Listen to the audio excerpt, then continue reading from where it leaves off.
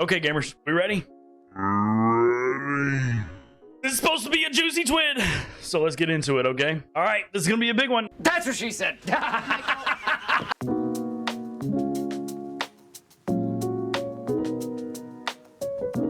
mean, I've been seeing a lot of stuff come out about it already. Everybody's been talking about it off and on through the Discord and everything. So let's get into it and see what all they have for us. It's supposed to be a lot. All right, so this week in Destiny, we have more details on the Edge of Fate. We're getting closer to July 15th, which is when we're going to release the Edge of Fate. So we're going to be talking about the incoming weapons tuning as well as some economy changes. And let's not forget about the developer stream from Tuesday. So they're going to go more into depth on what we talked about at the developer stream on Tuesday as well. We had a live stream on Tuesday. All right. A new Ride of the Nine challenge announcing world's first race hosts. GCX, here we go. Obviously, they're going to make the announcement for GCX because it's just in a few weeks. It's right after the release of the new raid and the new dungeon.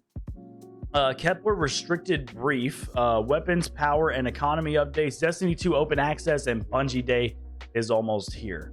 If you haven't watched already, they do have the trailer on here for the launch trailer of the Edge of Fate. This is actually a really cool cinematic trailer. I like what they did here.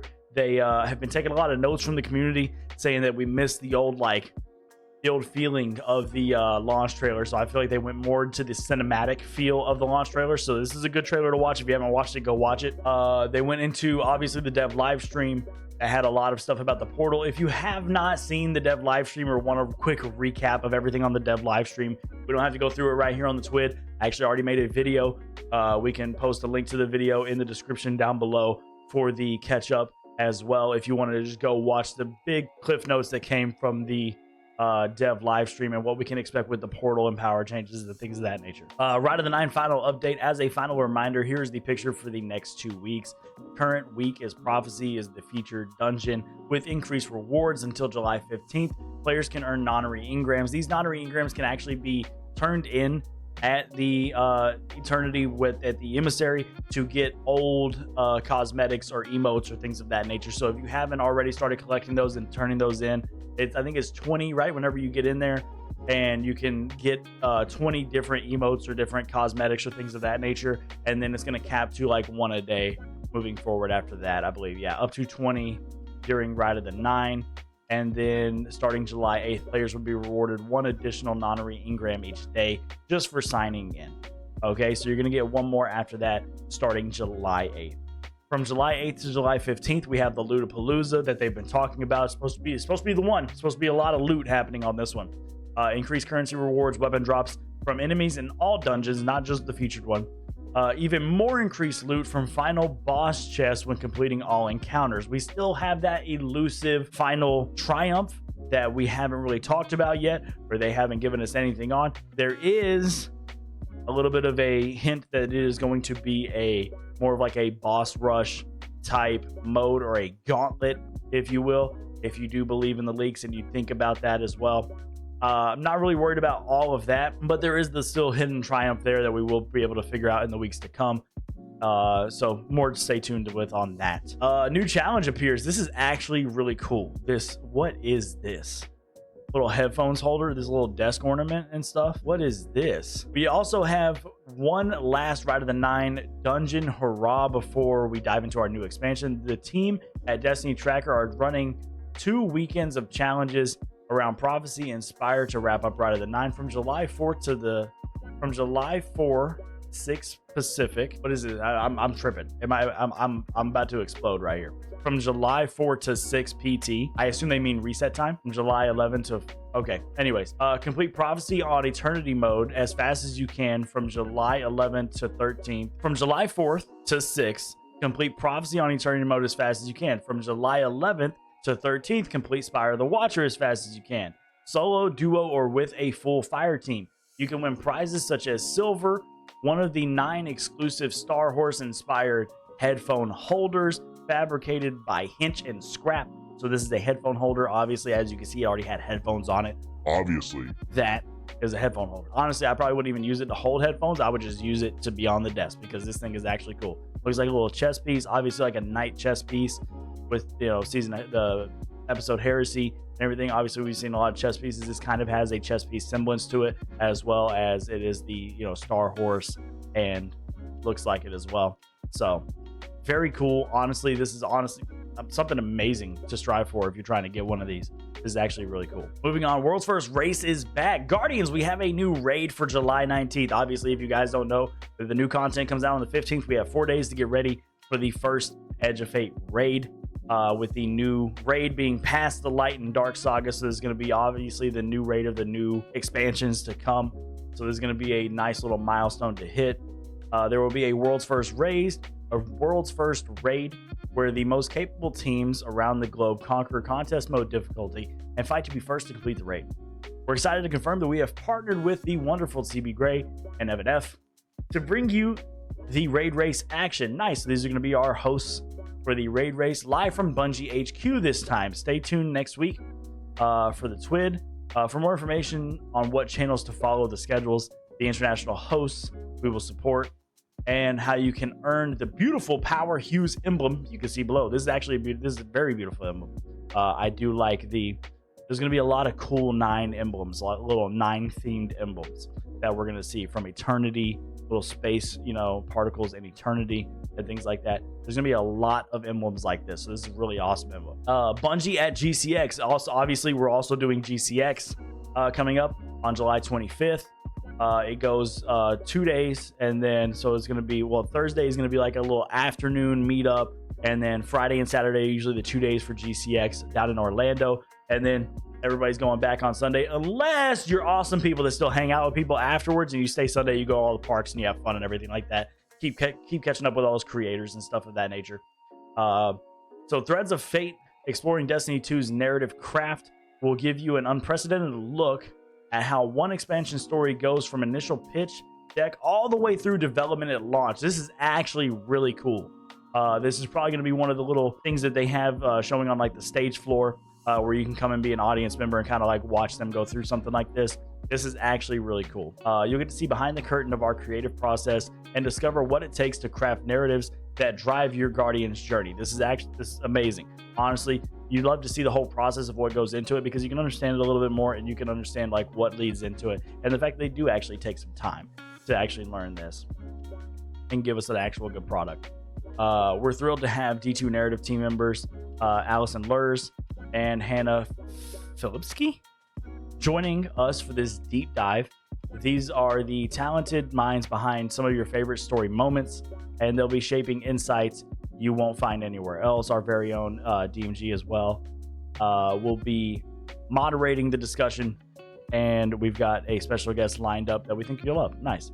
Find out more about GCX and how you can also score the exclusive flight stick emblem through GCX's channels and their website here. So, I mean, honestly, I'm going to be at GCX, so I really want to figure out how to get this emblem, because I'm going to have to like leave up a lurk or something like that to make sure I watch it for a little bit, maybe on my phone, to be able to grab this emblem if that's something we have to do.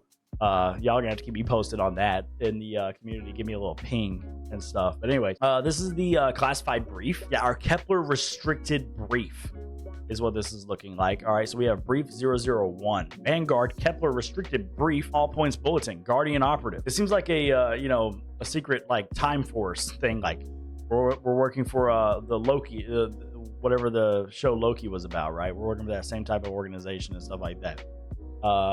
Dispatch contains restricted information for selected fire teams and will purge its data upon closure. All right, so we can't close the TWID until we read all of this, or else we will not have it. Yeah, the TVA. It seems like it came straight from the TVA, dog. House of Exile, classification, Elixni House, unknown fungal symbiosis. So that means we saw the fungus outfits that were kind of leaked, not necessarily leaked, kind of previewed from Bungie over on Twitter and stuff like that. This lets us know that it does kind of fall in line with the seasonal story and things of that nature. So the unknown fungal symbiosis is very cool, and we're gonna have armor sets that go with that kind of look like you could put some Siva stuff on them, maybe turn them red, maybe get a little bit ready for Ash and Iron, maybe, just maybe, they do Wrath of the Machine. We don't know yet. Hazards, standard Elixir armaments, mines, and traps, obviously, modified armament, Strand Spear, stasis screen. Those are 2 new abilities that we're probably going to see on the enemies moving forward. Obviously, we already saw kind of the Strand Spear thing. I have not seen anything on this stasis screen, I don't think. maybe I have. That sounds like it would be cool. I'm thinking like a stasis like shield wall, kind of like a translucent shield wall, stasis screen, like almost like a smoke screen maybe. I don't know. Very cool. Heightened reactions and subdued pain response, telepathically receptive. So it's kind of like hive-minded. Fallen, I guess, would be the way to talk about that. That's kind of weird. Intel. House of Exile is a lower house made predominantly of the remains of houses defeated at Twilight Gap. However, according to the Cryptarchy, the Exile banner predates Twilight Gap, albeit without an official title. It was simply a collection of malcontents, outcasts, and, well, exiles during the long drift to Earth from Risk. So a lot about the new, just intel about the new class that we're gonna have to be fighting, the new house that will have to be fighting, that is a long lost Elixir house. It seems like a lot of time travel and a lot of things that got lost in translation. I really hope that it has something to do with that. I cannot wait to dive into this. Whenever you saw the trailer and you saw the phone and everything like that, it was disconnected and still ringing. Dude was wearing a suit. It looked like he was from the 40s. But then all of a sudden you're in space on a different planet and you're fighting an unknown alien race. It seems like there's some time travel aspects to it. And I cannot wait to see what actually starts happening whenever we get in here. Weapon tuning for Edge of Fate. This is why we're here. Oh my gosh. Gotta get ready for this. Oh my God. Okay, it's happening. I've been seeing some crazy stuff about weapons. I am not ready for this. Oh, all right, machine guns now have a staged reload. Staged reload replaces checkpoints in a reload animation. When a player cancels a reload animation and starts it again, it will resume at the last checkpoint. This is huge. That's what she said. For machine guns. Actually, how many times have you been halfway through the reload on something and been like, crap, I gotta change weapons really quick, go shoot something, and then come back, right? Or maybe you're like standing on a grenade and you gotta run a little bit and then come back to reload and you gotta do a full reload. Reload checkpoints. This is huge for quality of life. W Bungie. I cannot say that enough. That is huge. Everybody loves that. There is not a single person that doesn't love that. So great change. Not everything needs to be changed. That was one of the things that needed to be changed right there. I love that. Glaives. What are we doing? Glaives. Reduce projectile tracking strength at very close range to avoid behavior that made the projectiles less accurate. So more accurate stuff whenever you're at close range. I'm not really shooting a glaive at all. This doesn't affect me at all. Honestly, I don't even hardly use glaives. The only reason I was using the glaive was Winter's Bite to smack the crap out of Ekthar during Ride of the Nine. So I'm not really worried about this too much. But if you're shooting glaives, this is a good change for you if you're using them at close range. Especially those of you using melee momentum or things like, what was it? Replenishing Aegis or Unstoppable Force. All those mods, whenever you're actually using those to their full availability, this is a great change for glaives. Well done. Reconstruction perk. Increase the amount of ammo transfer per activation from 10% to 25%. What does this mean for rocket launchers, though? How quickly are we going to get to that second round in rocket launchers, though? You know what I'm saying? Does it just a little bit more time and you get that second round? I can't wait to play around with this and see exactly how much that changes. I'm sure that people are going to be making videos and showing us our timing on that and get it down to the actual second. But this is a good change. I feel like Reconstruction didn't really come back fast enough. This is a really good change. I like that. So awesome change on Reconstruction. Awesome change. These are all three. They're batting 1,000 right now. These are perfect changes on these first three. Paracausal Affinity added a visible timer to the buff. Anytime you're adding more intel is a great thing. Still batting 1,000. This is great stuff. Kinetic Tremors. I hope they don't mess up Kinetic Tremors, dog. Everybody loves this one. Kinetic Tremors feels good to use on faster firing weapon frames, but can underperform a bit on slower firing ones. So we're saying that we're going to make the slower firing ones better because they're noticing it. That's what I'm seeing. That's what I'm seeing. Let's go through the notes here. Decrease shots to activate on certain weapons and subfamilies. High impact auto rifles require 9 hits down from 12. Aggressive and high impact scout rifles require 5 hits down from 6. Hand cannon subfamilies have received specific tuning. Aggressive hand cannons require 4 hits down from 6. Adaptive hand cannons require 5 hits down from 6. And precision hand cannons, unchanged, it still requires 6 shots to activate. They shoot faster. Makes sense. They did not tune submachine guns. So I assume they did not want our multi-mock to get a hold of this and be better than it is, which is a good thing. Because that means I don't think they want to nerf multi-mock. I think they just pulled up everything around it to make everything else perform better with Kinetic Tremors. rather than nerfing the submachine gun down. No changes to submachine guns, boosts, and everything else. I think that's a good way to handle that because nobody's really using kinetic trimmers on much else other than sniper rifles and the multi-mag submachine gun. Not really using kinetic trimmers everywhere else. So this is a good change. Love this change. Still batting 1,000 budget. Keep it up, dog. 1-2 punch. 1-2 punch. Now works with all melee abilities.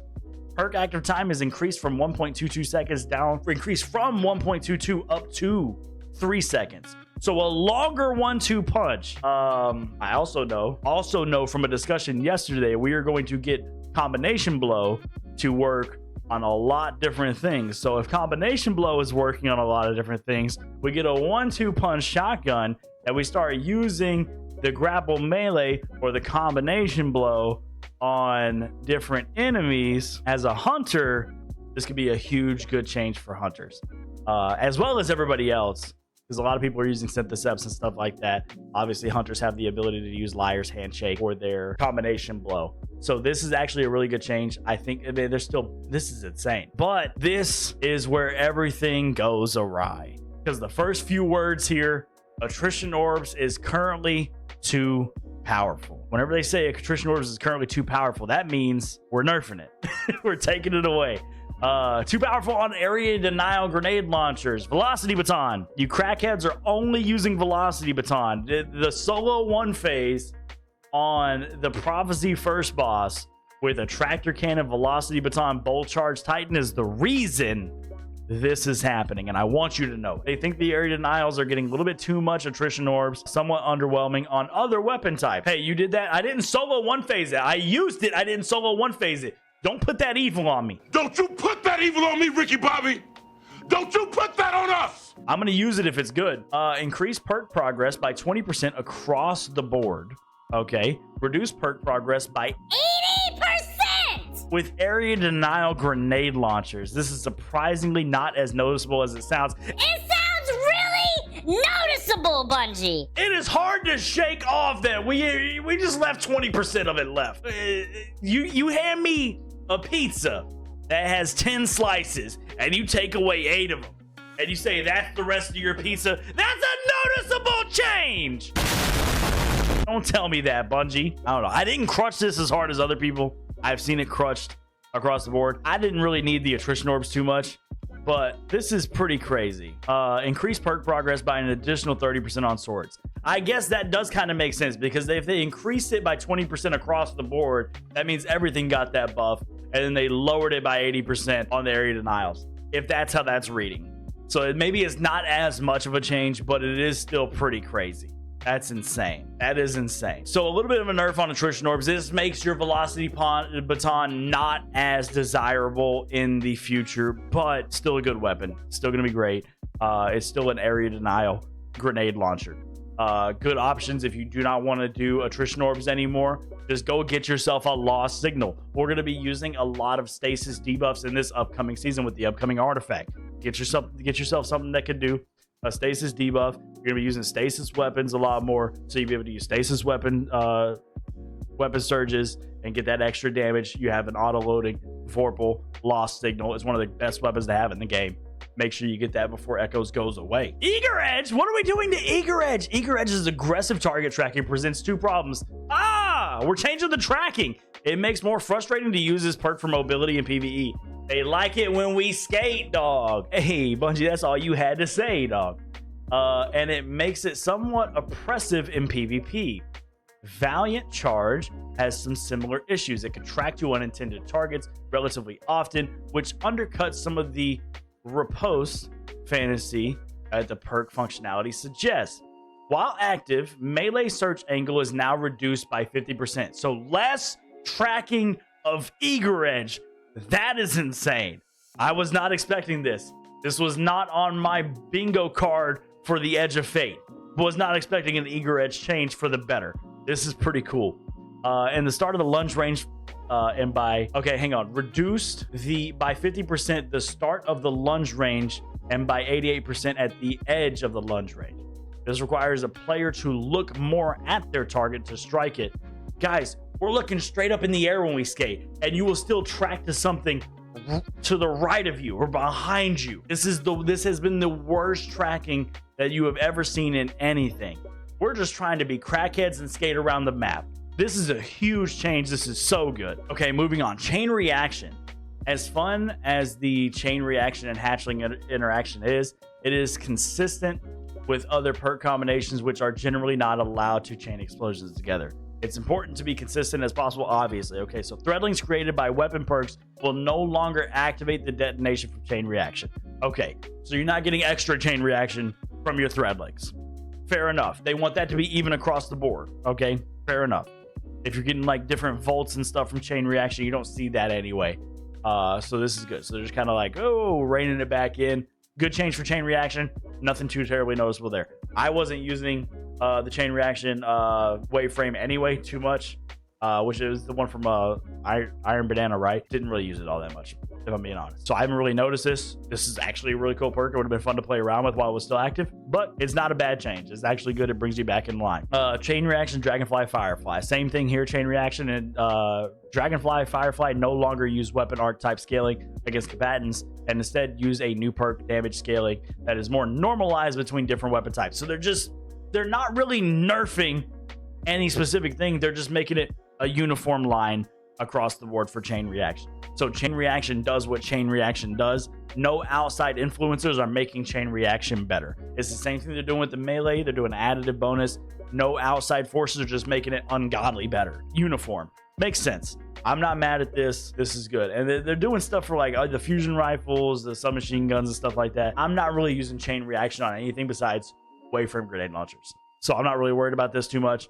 If you're using chain reaction on other stuff, here's the details on the other stuff. Don't really need to know it for me. Champion interaction changes. Oh, okay. In Season 20, we added the ability for subclass verbs, ignition, jolt, suppression, etc. to stun champions and have since added these verbs to weapon traits and various exotic weapons through rebalances. We quickly realized these weapons had issues when paired with anti-champion effects from sources like the artifact or radiant. To prevent erratic behavior, we barred certain exotics from gaining external anti-champion capabilities. Understood. It has become unclear to the player which exotic weapons are excluded, so we decided to address this issue formally. We have now made certain exotic weapons intrinsically anti-champ and will adhere to the following soft rule from now on. Weapons that intrinsically have anti-champion symbol in the weapon tray cannot receive anti-champion capabilities from the artifact or from other things that you can get buffs from. Otherwise, they can receive external anti-champion capabilities. So they just made this, I don't know, they're not changing anything here. They just made it more apparent. Exactly. They put words to exactly what they mean, because everything that was intrinsic never got buffs from the artifact. You weren't able to do it a different way. If it is an intrinsic weapon, it will tell you what it's an intrinsic weapon, and it will be the intrinsic weapon. That's the only thing it can be used for. Exotic weapon tuning. Okay. Vigilance Wing. Last stand bonus now active when running solo and PvE activities. Cool. Don't really use Vigilance Wing too much in PvE. Don't care. Hierarchy of Needs. This is the one that's been sent to me.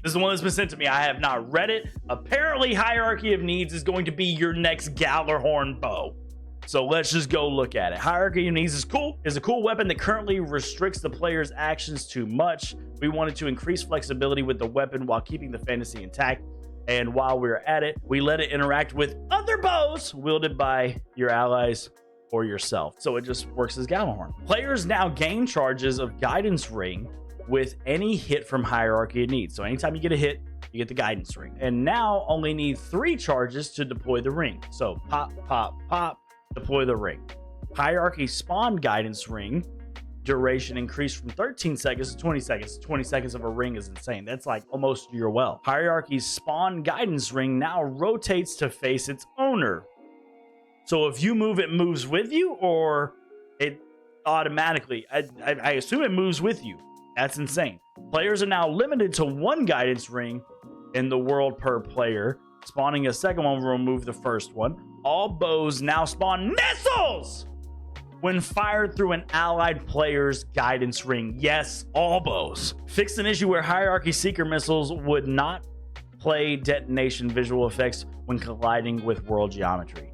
This is an insane change. Imagine the LFG post whenever we're using Levy's breath for damage must have hierarchy of needs. Never heard it, never seen it. This is amazing. This is gonna be fun to play with. Not saying this is gonna be meta. I don't know what the meta is. This is gonna be fun because there's many times where I just enjoy using Levy's breath. So if you have one person using Levy's breath, one person using the new legendary crossbow with the hierarchy of needs, now you have a Gallahorn runner that's also doing damage. This could be good. This could be fun. Stay tuned for more on this. All right, so we got DMT. This is an amazing change, by the way. Let me just throw that out there. That's an amazing change. Dead Man's Tale, DMT. Each stack of Cranial Spike now grants 3.4 damage versus combatants max 17% at 5 stacks, plus 1 rounds reloaded. Cool. A little bit of buff to Dead Man's Tale.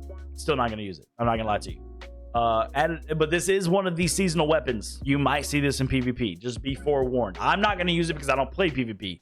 But you might see this in PvP because it's one of the seasonal weapons. Duality. The previous set of changes to Duality didn't do quite as much as we were hoping. Added a secondary activator on Black Wings.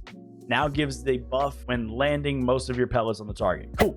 Navigator. What are we doing in Navigator? Hold up. What are we doing in Navigator?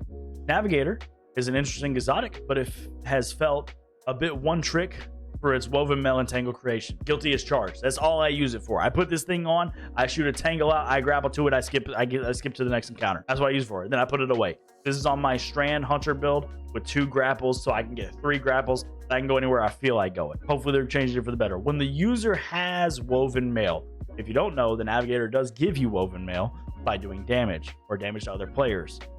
You can shoot other players and it'll give both you woven mail. All right. If you get woven mail, you have increased damage 25% in PvE. So automatic. This is just on the weapon itself without any other outside modifiers. You're automatically, as soon as you get woven mail, 25% extra damage. So it's just a buff to Navigators, all this is. And increased ammo generation stat. So you're going to be making more ammo. So this is the new bars. This has to do with the new bars. So you're going to be more ammo generation whenever you're using this and you have woven mail act. So this is going to be a good weapon farming thing if you're going to be using a trace rifle anyway. I don't know if I would lock it up for the exotic slot just to use a trace rifle in the exotic slot, especially whenever you have the new one from Sundered Doctrine, Unsworn. Is that what it's called? The new trace rifle. I love that one with shoot to loot and detonator beam. It's the best thing, and I keep it in my inventory. So I don't know if I would swap out that for the Navigator and lock up an exotic slot, but this is a good change. This is a good change nonetheless. Wicked Implement. We love Wicked Implement. It does handle a lot of champs, especially, well, now it's intrinsic, so it's not going to be able to do the other stuff. But it does handle, no, they just changed the way unstops work too, because unstops do it with the chill now, so that means overloads don't do it with the chill. So is it not going to be a 2-champ weapon? I think they're trying to get away from the multiple champ weapons, but more to come on that. Wicked Implement is now a rapid fire frame, so it's going to be shooting a little bit faster. Now takes 1 additional hit to start slowing and to freeze to account for a faster fire rate. Increased magazine. So they gave it a faster fire rate, made it take more hits, but also made it have more ammo. So good changes on that. And it's now intrinsically overload. So what they said was anything that is intrinsic cannot benefit from other things. So I don't understand how that's going to work with the shatter. I think they will have to figure out how the wording goes on that, because up here they said weapons that are intrinsically have anti-champion symbol in the weapon cannot receive anti-champion capabilities from the artifact or from radiant-like effects. Otherwise, they can receive external anti-champion capabilities and be able to continue their subclass verb anti-champ capabilities. So whenever I say subclass verb anti-champ, I'm thinking shatter from stasis to stun and unstop. So does shatter from stasis that stuns the unstop still stun the unstop whenever you're using Wicked Implement? Because technically, Wicked Implement made them frozen, but the shatter is what stuns them. So technically, Wicked Implement isn't doing the stunning. It's the shatter that's doing the stunning. So I assume we'll still be able to do that, but more to come on that, obviously. Heart Shadow, increase ammo reserves, reduce the cost of heavy brick to 3 from 4. Added, defeats while shot in the dark is active, make you invisible once more. So if you just keep killing stuff, you stay invisible. Warbline 0, increase lunge distance. This would be awesome if we still needed these to move. Remove the capability to chain 2 blink attacks back to back. Added the new effect, defeating a target with Tesseract allows you to Tesseract again for a short duration. These extra blink attacks cost less ammo and consume less guard energy. I thought the base model was all right. Talking about the base model of which one? The base model of which one? The Navigator or Wicked Implement? Which one? What are we talking about that's ugly? It is though. Wicked Implement is ugly. Yeah, I agree. Wicked Implement is pretty ugly to me. But to each their own. To each their own. Devil's Ruin is another exotic that has felt a bit one trick for a long time now. Remove fire on release behavior. Beam is now behind special reload. So do a special reload. Now you're just beaming every time you shoot it. Kills with the weapon. Make fire sprites. And picking up a fire sprite enables a special reload. Beam now scorches on hit and ignites on kills. If you're paying attention to the artifact, pay attention to this weapon. I'm just gonna say that now. Increased magazine size to 20 and now intrinsically anti-unstop. Devil's Rune could be that one, dog. Devil's Rune could be one of them GM weapons. This is a good one to keep an eye on right here. Make sure you got your Devil's Ruin ready. Tommy's Matchbook. General added a burning screen effect while the player takes self-damage from ignition trigger. Cool. Other players who are taking self-damage from ignition trigger will now have a burning effect surrounding their model, so you'll be able to see it as well. Ignition trigger, the hood now appears as a bar. While ignition trigger is active, the bar charges as you fire the weapon and drains when you don't. So you have a little overheat meter. Hip fire self-damage decreased to 50% less than ADS self-damage, previously 33% less damage. So even less hip fire damage. Catalyst removed improved health regen. Now final blows while ignition trigger is active, cure ×1. So automatic cure ×1 by using Tommy's Matchbook. This could be insane in PvP, but also we are going to do a lot of solar precision hits in the artifact, so this could be something fun in the artifact too, so keep an eye on that. Winner's Bite. What are we doing to Winner's Bite? Reduced enhanced melee damage with ammo to plus 20% versus bosses, down from 50%. Reduced enhanced melee damage with ammo. So if you have ammo, you have enhanced melee damage to plus 20% down from, so basically a 30% down. This is to account for this now being able to receive melee damage bonuses from a variety of sources. So we are getting melee damage buffs. So I mean, this is gonna be good. This is gonna be good. We're already gonna have it. And it's now intrinsic overload, which is pretty cool though. I don't know if I'm gonna go square up on an overload in a GM with Winter Bite. I might. You never know. If you're a Titan and Titans are still crushing this season, you might just go square up with an overload. You might just take this in. You know what I'm saying? I feel you, EJ. You might have to get down with that. You know what I'm saying? That's something you might just not be able to let slide. If it's an overload weapon, I'm gonna try it. Sometimes you just gotta test it as a Titan, right? I feel you. Go do your thing. Slay King. Anti-champion changes. The following weapons have now been rebalanced, but have given anti-champion capabilities intrinsically. Anti-unstop. Queensbreaker has anti-unstop. Salvation's Grip has unstop. Dragon's Breath has anti-unstop. Ignition's from Dragon's Breath anyway, so I mean, it just gave it the little head nod, right? Anti-overload tractor cannon. I mean, it is a suppression, so I mean, Darcy has overload and Two-Tailed Fox has overload. So we have a lot of different suppression stuff that are doing overload. They should. Conditional finality can be anti-overload or anti-unstoppable depending on which element is active. This is going to be a fun one to bring into GMs. I guess we're not going to have GMs. Bring into Conquest or bring into anything that has a champion. I didn't even think about that. I've been saying GMs all throughout this thing. We're not even going to have GMs next season, it doesn't look like, from the portal. But anytime you have to deal with a champion, this is going to be a good one to deal with multiple champions. Conditional finality. Ammo might be an issue. And you're obviously, like I said, you're going to have to run up on them to be able to do it. But this is a fun one. Regarding PvP, honestly, I don't care.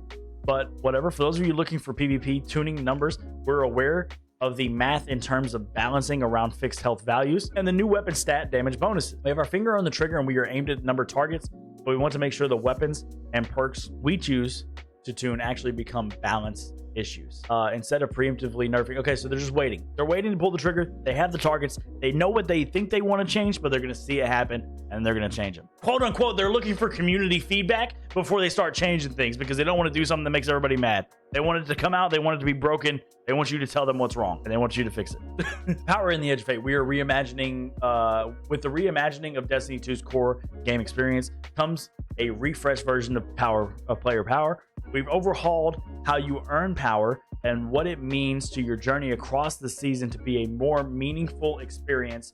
We've also removed weekly barriers and are giving you more agency to choose how you want to level up. Earning power will be more intuitive than ever before, with most activities even offering a reward forecast that enables you to plan your rewards. Increase your power by overcoming greater challenges and earn higher tiers of both armor and weapons that come with the additional stat benefits. So basically, like they showed in the portal, we already saw this. You're going to be able to fine tune how difficult you want your stuff to be, and that will give you how rewarding everything is. It's all across the board. This is good stuff. The power band in the updated power band from 10 to 200. So we're going from 10 to 200. That's the Power will work as it traditionally did when playing up to the previous soft cap. You'll see progress just by finding gear across whatever you play. So all the way up to the soft cap, you'll just be able to just go. Lots of activity content will exist in the power band, including the entire Edge of Fate expansion pack, event activities, all legacy content, and even the new redacted raid. We love the raids redacted. While these activities won't ask you to earn more than 200 power to play at max effectiveness, they may offer rewards above 200 when played at higher difficulties. Okay, during the climb to power cap of 200, you will be able to earn tier 1 and tier 2 and even the occasional tier 3 drops. This gear is as strong as legendary or even adept weapons from before the Edge of Fate. Your progress up to the power cap will also stick around into the new season, when Destiny 2 Renegades releases in December, giving you a consistent access to gear as strong as or even better than what you're used to, as well as tons of this goes into the world tiers. Honestly, this goes into all of your world tiers. They want you to know that you can go through these world tiers, right? And then they want to give people that want to go past that, even further beyond, more rewarding gear and higher tiers. You have the base tiers, you know, all the way up to tier 3. That's our usual base game. But at the end of the day, whenever people like me, people like everybody else, play the base game, they get up to tier 3 and they have no other content to do, now you can choose to challenge yourself more and go higher in the tiers. But you will still be able to do that harder content and get rewarded for it, even if you've already beat the game and done everything you want to do in the game. You can. It's going to be a world tier system similar to Diablo. Just go play it on a harder difficulty to get better gear. It makes sense. It's a great way to do it. Season bonus power. Since Shadowkeep, the seasonal artifact has offered a way to increase your power above the power cap with the artifact level. While this was a great way to get an advantage in high power activities, it wasn't consistent with finding new, better gear.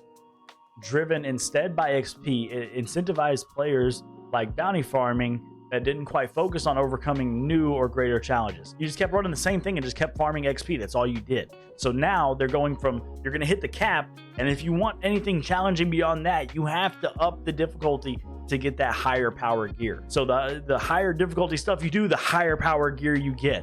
That's what players want. They want to be rewarded for their difficult accomplishments. This is good, not just from a shiny shader, but from the best gear in the game. That's a great way to do it. The players that seek that challenge are the ones that get rewarded and can come back to the normal stuff and say, yeah, I'm overpowered for this. I have tier 5 stuff, but this is going to be fun. You know, now we can just relax and help people go through it. No longer weekly limits on how much progress you can earn either. So your power can climb for as long as you want to play, just like the artifact bonus before. That is insane. Power can climb for as long as you want to play. You are not tied by weekly pinnacle gears or weekly farms that you can do.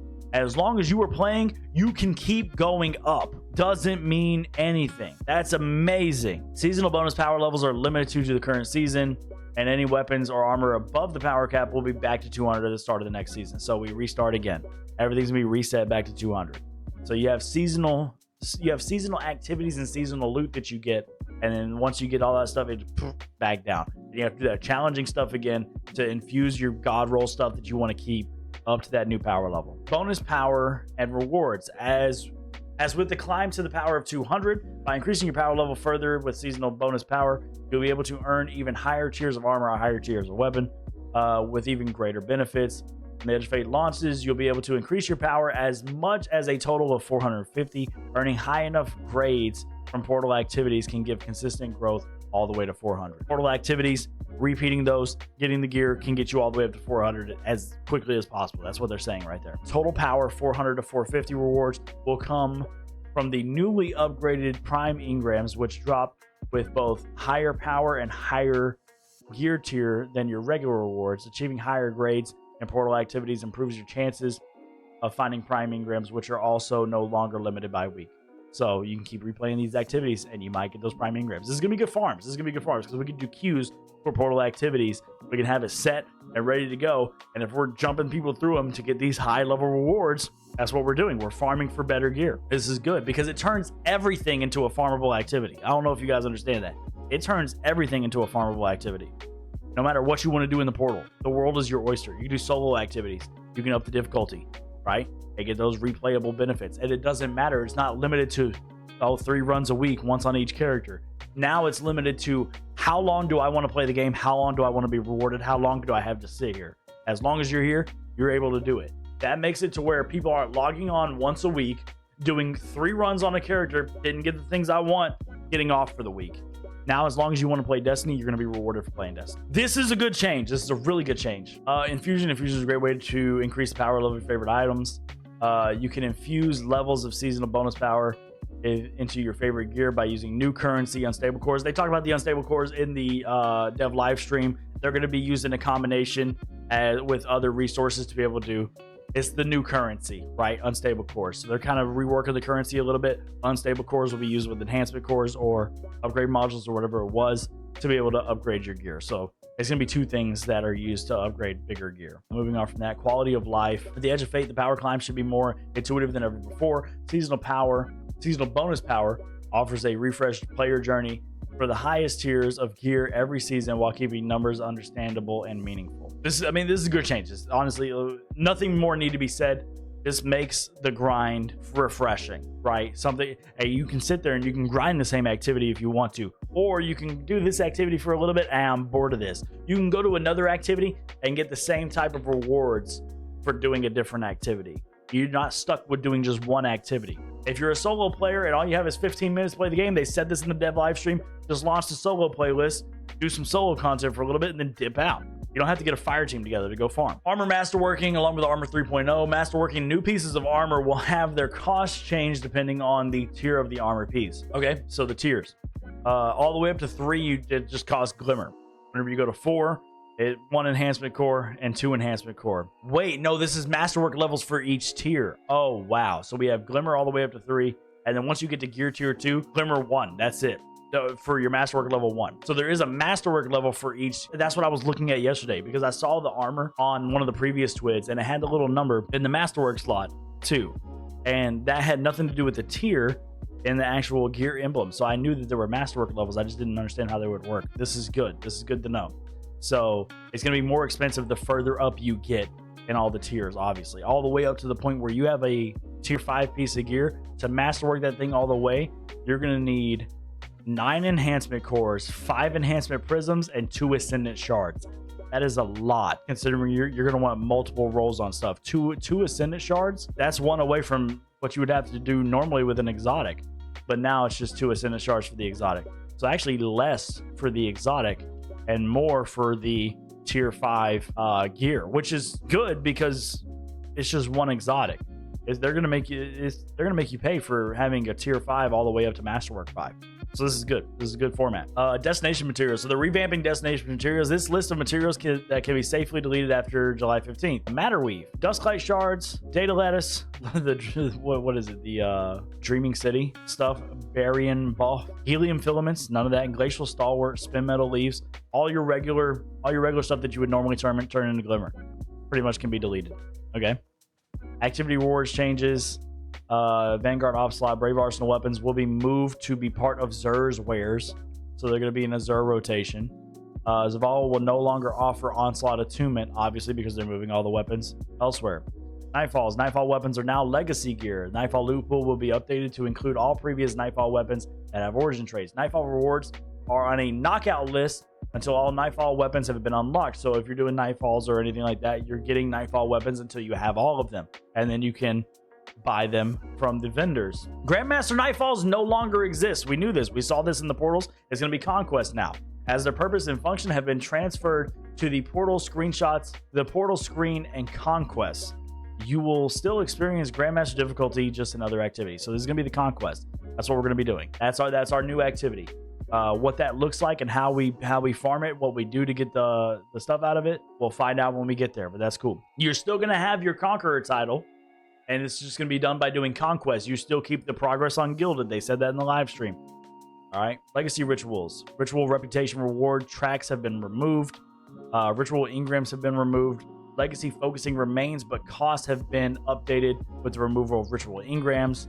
So it's going to be 1,500 Glimmer and 3 enhancement cores. Xur will not sell legendary armor in the Edge of Fate. No legendary armor rolls in Edge of Fate. Okay.